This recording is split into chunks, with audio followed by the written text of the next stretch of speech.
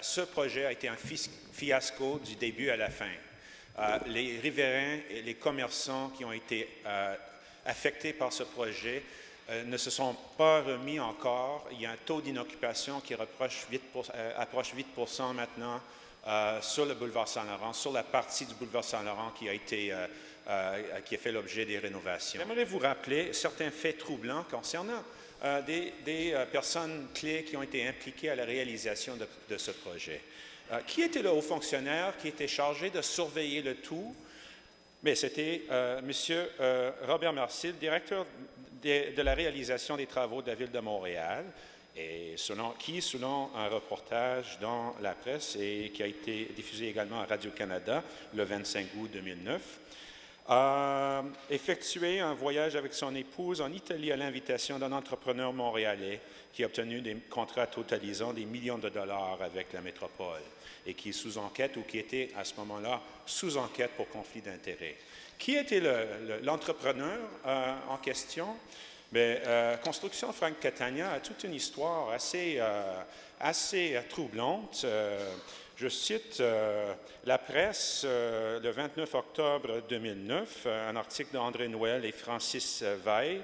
Selon une enquête de Revenu Canada, la société a omis de déclarer 388 132 $ au fisc. En 1996, Construction Frank Catania a dû payer une amende de 150 000 $ pour fraude fiscale impliquant des fausses factures et de l'argent liquide.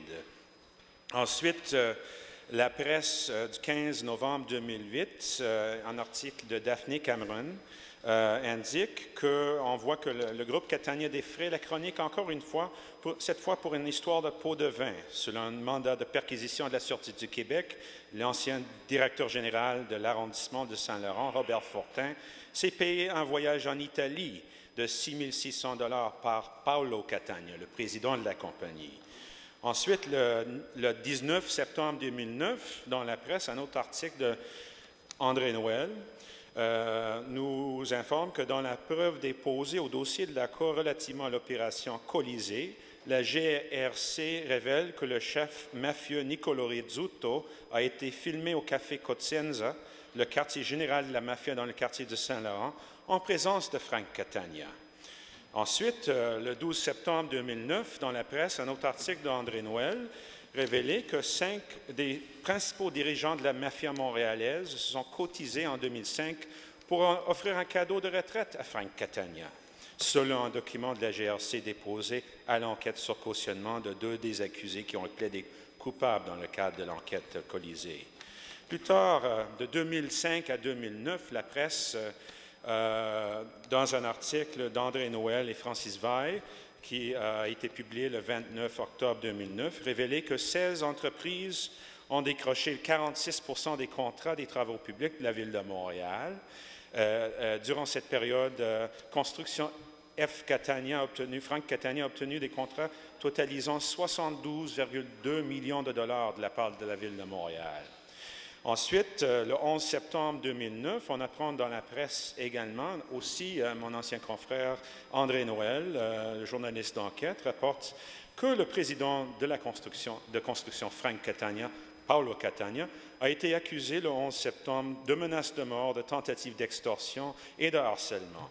Sa victime alléguée est Elio Pagliarulo, un homme d'affaires de Montréal. Il devrait 1,4 million de dollars à M. Catania. Et ensuite, plus récemment, ce mois, le 28 janvier 2010, dans un article de Catherine Hanfield de la presse, on apprend que les enquêteurs de l'escouade Marteau se sont présentés chez Simard Baudry Construction à Laval et chez Construction Frank Catania à Brossard dans le cadre d'une enquête sur la corruption dans le milieu de la construction. C'est très troublant. Est-ce qu'on n'est pas capable de trouver des entrepreneurs à Montréal qui n'ont pas ce genre de lien, qui n'ont pas ce genre de feuille de route pour effectuer nos grands travaux d'infrastructure et de réfection des rues? Est-ce qu'on est obligé de faire affaire avec des entrepreneurs de ce genre-là? Et n'est-il pas inquiétant que le haut fonctionnaire qui était chargé de surveiller tous ces travaux a été lui-même épinglé dans l'histoire, dans des allégations de conflit d'intérêts?